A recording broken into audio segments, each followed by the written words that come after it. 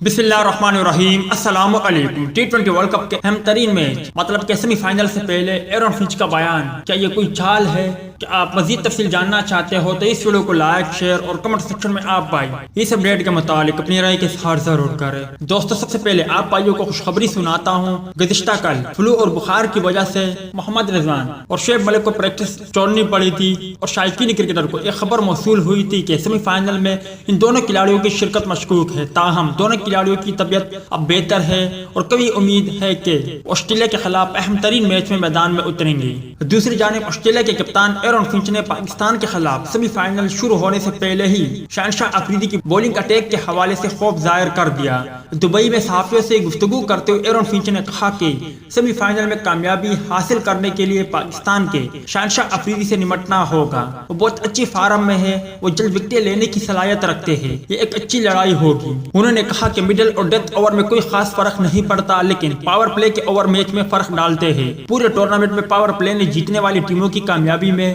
اہم کردار ادا کیا۔ پاکستان نے بہت اچھی کرکٹ کھیلی ہے اور انہوں نے پاور پلے میں جس طرح بیٹنگ اور بولنگ کی ہے وہی ان کی کامیابی کا راز ہے۔